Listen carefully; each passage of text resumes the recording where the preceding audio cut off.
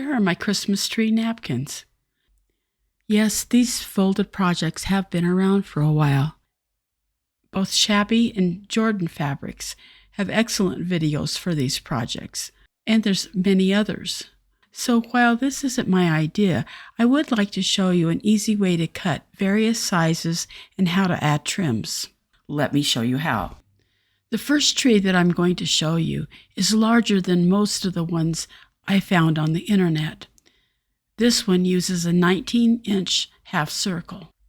We'll start with two 10 by 20 rectangles. I've chosen the same fabric for both pieces. I folded the rectangles in half and pressed here. Next, I'll bring the top two layers to the folded edge and press along the diagonal. We have the first one pressed, so now we'll turn it over and press the other diagonal fold. Now, we're going to use the large cut around. It's designed to cut 1/8. Our piece is also divided into eighths.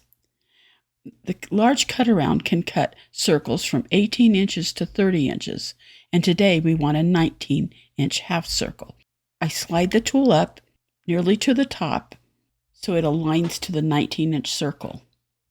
And you can cut here if you're strong enough. I'm getting weaker every day, so I want to show you an alternative way. So I open it back up to expose the folds. I'm going to focus on just one half at a time. I'm going to place my cut around so that those sides are even with the lines, and I'll be cutting on the 19-inch slot. For my second cut, I'll bring that corner up even with the first edge. I'll place the cut around tool so the 19 is right where we started before.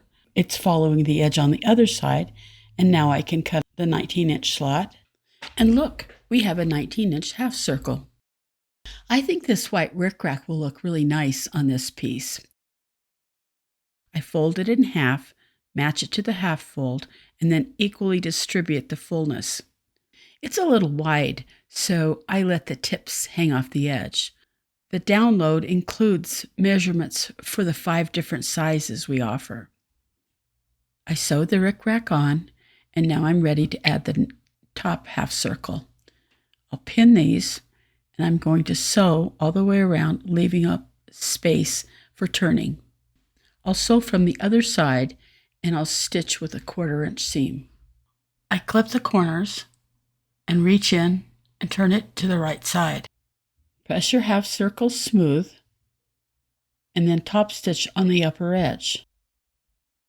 Fold it at 5.5 inches and press. Stitch along that line as well. If you struggle getting the folds right, this paper triangle from our download will be helpful.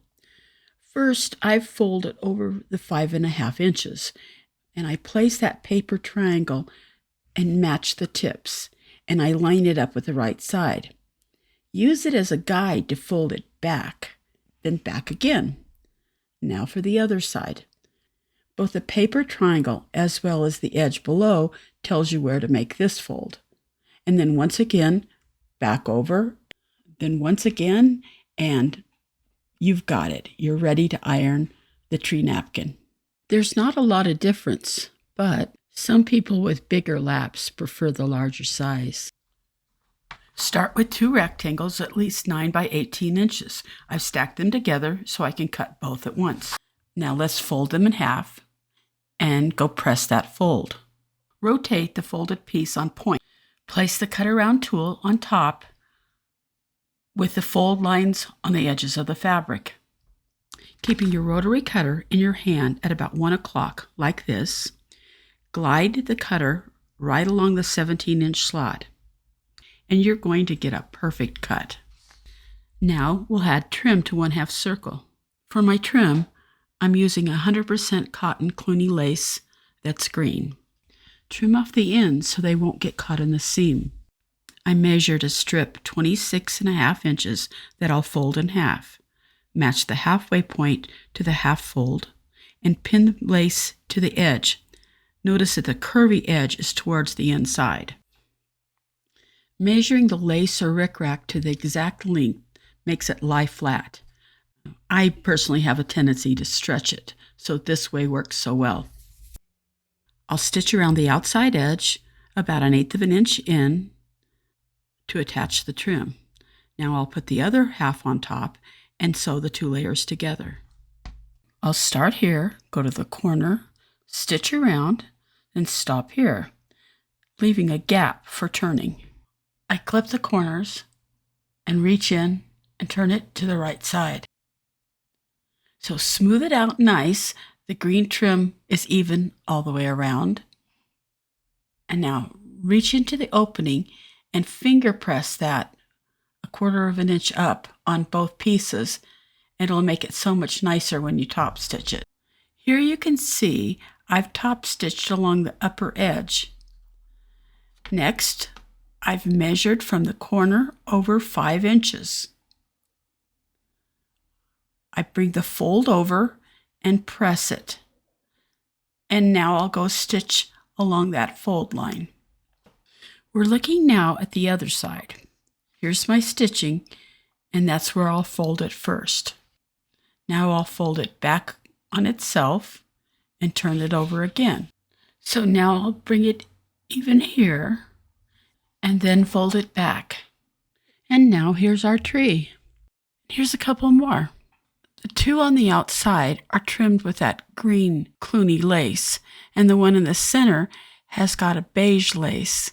All 3 of these have kind of a country feel, as that's what was in my stash. I'd love to see what you come up with in yours. In case the cut around is new to you, let me tell you a bit about it. This is the most versatile tool. It cuts perfect circles from 6 inches all the way up to 17 inches. There's just so many things you can do with a circle of fabric. You can find our cut around tool at many local quilt shops. You can also find it on our website, phillipsfiberart.com. We hope to see you there, and God bless.